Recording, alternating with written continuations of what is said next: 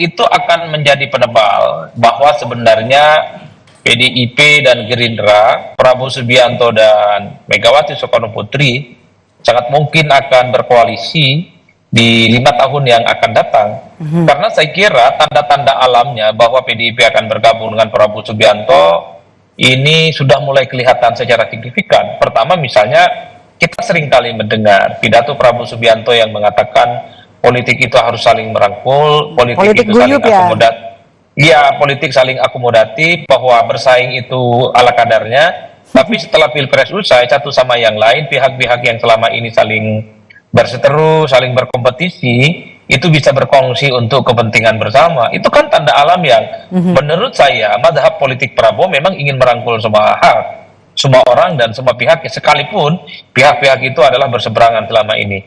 Yang kedua, pernyataan orang Gerindra yang lain mengatakan akan ada kader PDIP yang akan menjadi menteri dari kabinet Prabowo dan Gibran, dan itu dinyatakan oleh sekjen partai yang saya kira menjadi penegas ya betapa memang arah soal bagaimana PDIP berkoalisi dengan Prabowo semakin jelas.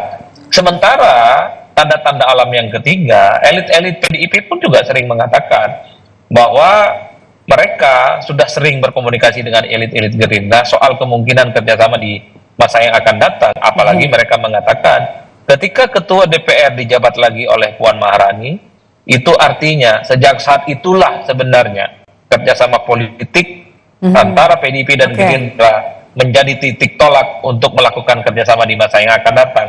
Jadi ini adalah variabel yang menurut saya bisa mengunci bahwa sebenarnya pertemuan Prabowo Subianto dan Megawati jika ini dilakukan sebelum pelantikan 20 Oktober sebatas formalitas untuk mengesahkan bahwa sebenarnya kedua belah pihak ini sudah sangat siap untuk saling bekerja sama. Kita sudah bisa lihat ya di susunannya di MPR DPR. Tapi kan kalau kita bicara nih soal PDIP ini, Mas Adi, kita tahu di Pilpres kemarin PDIP ini firm, lantang betul narasinya soal Pilpres, kemudian juga ada kecurangan di Pilpres. Mungkinkah sekarang berbalik arah merapat ke pemerintah? Ya saya kira memang tidak bisa dibantah, Mbak Maidop ya, bahwa PDIP memang sepanjang pemilu di 2024 mengkritik betapa pemilu di 2024 ini dianggap sangat brutal, tidak fair, tidak netral, dan penuh dengan indikasi-indikasi kecurangan. Tapi kalau saya melihat rata-rata kecenderungan secara umum, setiap ada Pilpres yang kalah itu selalu menuduh bahwa pemilu itu tidak jujur dan tidak adil. Termasuk Prabowo Subianto ketika kalah Pilpres 2019.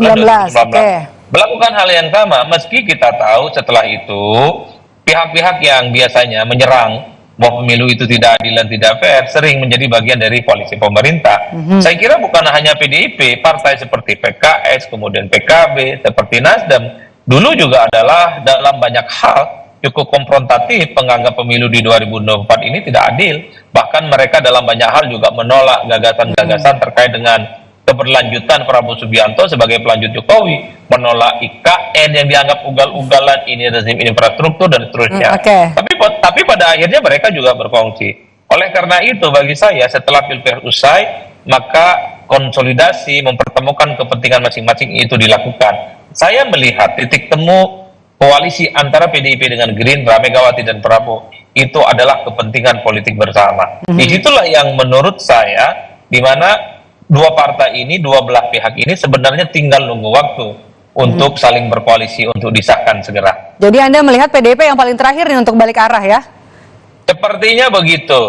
Apalagi sebenarnya kalau mau jujur, PDIP sekalipun menuding pemilu itu dilakukan dengan cara-cara yang tidak fair dan tidak adil, secara personali mereka itu tidak pernah menyerang Prabowo Subianto. Yang mereka serang, yang mereka kritik itu adalah Jokowi dan Gibran Rakabuming Raka yang dinilai prosesnya itu cacat secara etik melalui putusan Mahkamah Konstitusi. Bahkan di berbagai kesempatan elit-elit PDIP mengatakan bahwa mereka tidak pernah punya persoalan apapun dengan Prabowo. Secara politik mereka itu tidak ada persoalan apapun dengan Prabowo. Yang mereka ada masalah itu dengan Jokowi, bukan dengan Prabowo Subianto. Jadi ini bisa dijadikan sebagai sebuah alibi betapa sebenarnya kalau kita lihat rekam jejak hubungan antara partai PDI Perjuangan dengan Pak Prabowo ya. Oke, kita bahas sekarang soal 3 nama yang beredar dari PDIP yang disebut-sebut bakal masuk ke dalam kabinetnya Prabowo. Ini adalah Oli Dondo Kambe, kemudian juga ada Abdullah Azwar Anas dan juga ada Budi Gunawan. Siapa yang kemudian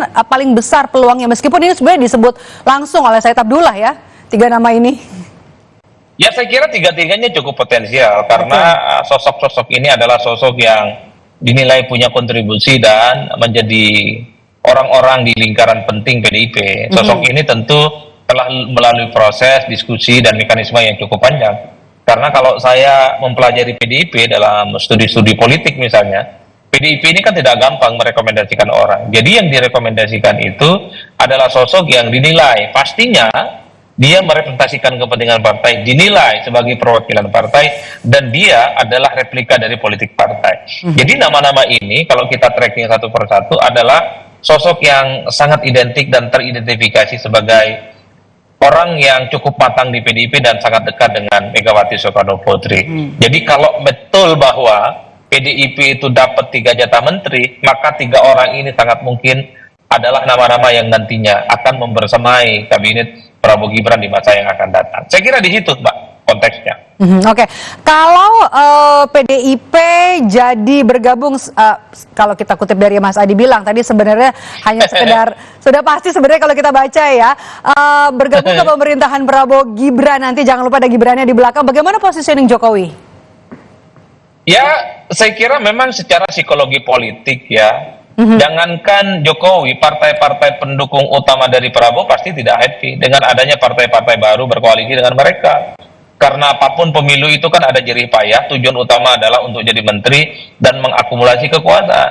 Kalau tiba-tiba ada partai politik yang kalah pemilu juga dapat kekuasaan politik, maka partai-partai seperti Demokrat, kemudian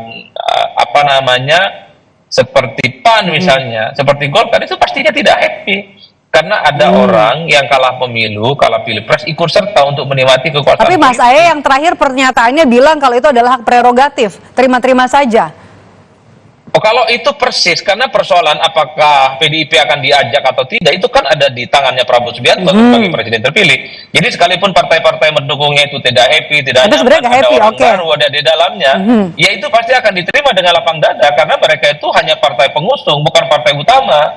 Oleh karena itu, secara alamiah menurut saya, Maido, partai-partai pendukung Jokowi, partai-partai pendukung Prabowo yang bersama di Pilpres 2024, tidak happy dan tidak mau ada partai yang kalah pemilu menjadi bagian dari kekuasaan politik mereka. Ini oke, kalau gitu kita baca soal nanti kalau pemerintahan sudah berjalan, apakah peluang manuver baik dari PDIP sendiri ketika nanti di tengah pemerintahan Prabowo, ataupun sebenarnya mungkin adakah soal kemungkinan atau peluang kans manuver dari partai pendukungnya Prabowo sebelumnya di Pilpres? Saya membaca 2 hal. Kenapa misalnya PDIP ada kecenderungan untuk dirangkul oleh Prabowo Subianto. Ini kan pertama untuk menjaga keseimbangan politik ya. Supaya partai-partai pendukung Prabowo Subianto ini juga mudah untuk dikendalikan. Kalau mereka bermanuver, sering melakukan resistensi, protes misalnya terkait dengan kebijakan-kebijakan Prabowo akan mengatakan bahwa Prabowo Subianto punya teman baru yang namanya PDIP, Partai Pemenang Pileg, suaranya nggak juga banyak. Dalam konteks itulah keseimbangan dalam internal koalisi ini perlu dijaga dengan salah satunya memasukkan partai sebesar PDIP menjadi bagian yang ada di dalamnya. Karena dalam sistem presidensialisme multipartai secara ekstrim itu tidak ada koalisi yang kemudian bisa disebut sebagai permanen. Judulnya saja kadang koalisi, tapi seringkali partai-partai koalisi suka kritis, suka memprotes kebijakan-kebijakan yang akan dibuat oleh pemerintah.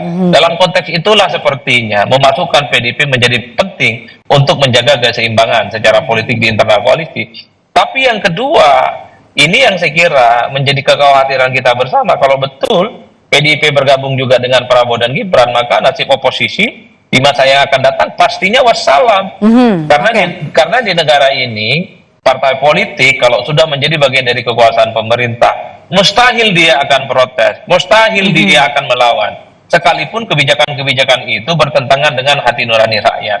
Oleh karena itu, ketika parlemen semua mayoritas bergabung dengan koalisi Prabowo dan Gibran, maka oposisi di parlemen akan wassalam dan tak ada lagi sparring partner yang kritis yang muncul dari parlemen. Padahal sebenarnya kalau kita lihat sepertinya sikap PDIP diharapkan bisa ada di oposisi ya, dan menjadi oposisi yang kuat bagi pemerintahan. Ya sebenarnya sekalipun PDIP tidak masuk dalam koalisi Prabowo, nasib oposisi kita ini pastinya cukup lemah ya, karena ada kecenderungan Kim Plus ini kan kekuatan politiknya sudah 84%, Maido. Itu artinya apa? Pengambilan keputusan strategis baik di DPR ataupun di eksekutif, semua kan melalui mekanisme voting tanpa PDIP sekalipun. Kekuatan pendukung Prabowo Gibran yang namanya Kim Plus itu sudah 84%. Apalagi kalau PDIP jadi bergabung dengan Prabowo dan Gibran, ini semakin mematikan betapa oposisi di parlemen tidak akan ada lagi jalan ceritanya di kemudian hari. Satu-satunya cara, instrumen yang bisa memberikan perimbangan secara kritis kepada pemerintahan di masa yang akan datang, kepada DPR di masa yang akan datang, adalah kelompok-kelompok aktivis, pegiat demokrasi, kelompok-kelompok kritis, dan gerakan-gerakan civil society. Hanya melalui mereka lah bagaimana pemerintahan ke depan ini harus dikawal. Hanya melalui gerakan-gerakan ekstra parlementer inilah kebijakan-kebijakan politik pemerintah yang potensial tidak pro rakyat itu harus dilawan dan dituntaskan setuntas-tuntasnya. Oke, saya mundur sedikit nih, Mas Adi. Kita kalau bicara soal pertemuan antara Prabowo Subianto dengan Megawati Soekarno Putri yang kita belum tahu sebenarnya bakal dilakukan kapan, meskipun disebut-sebut hanya menunggu momen dan sebelum pelantikan rencananya akan digelar. Tapi ini jadi menarik karena sebelum ada pertemuan ini terwujud begitu ya, ada pertemuan antara Prabowo dan juga Presiden Jokowi, meskipun ada dalam satu kabinet, tapi kan ini juga jadi pertemuan yang menarik sebelum pertemuan antara Megawati dan juga Prabowo Subianto. Apa yang mau kita baca dari pertemuan ini dan juga sikap Jokowi? Saya kira banyak hal yang bisa kita tafsirkan. Pertama, sepertinya pertemuan antara Jokowi dan Prabowo ini kan ingin menepis bahwa hubungan keduanya itu tidak akur, tidak mesra menjelang peralihan kekuasaan politik. Apalagi ada yang mengait-ngaitkan persoalan ini juga dengan akun Fufu Papa, sehingga kedua tokoh ini renggang. Foto ini ingin menegaskan bahwa Jokowi dan Prabowo itu yang mereka lihat adalah bagaimana membangun Indonesia ke depan, bukan lagi apa yang terjadi di masa lampau. Itu yang pertama. Yang kedua, mungkin juga Pak Jokowi itu ingin mengkonfirmasi bahwa statement-statement beliau yang misalnya dianggap akan pulang ke Solo tanggal 20 Oktober dan tidak hadir dalam pelantikan. Itu dikonfirmasi sebagai bentuk ketidakhadiran dan juga digoreng kan, di khususnya sebagai sebuah isu yang wah ini menjadi tanda-tanda hubungan yang tidak baik antara keduanya. Oleh karena itu bagi saya dua hal ini yang sepertinya juga bisa menjadi pembicaraan di antara kedua tokoh ini.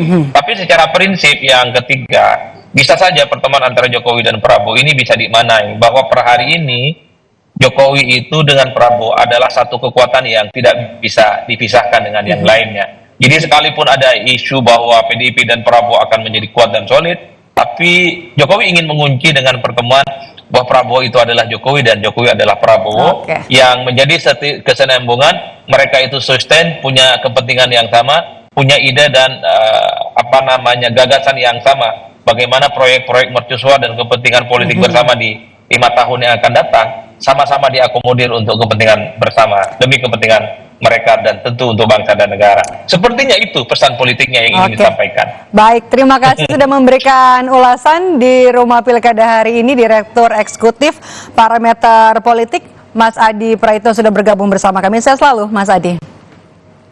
Usai jeda, saudara, kami kembali dengan informasi dari KPU.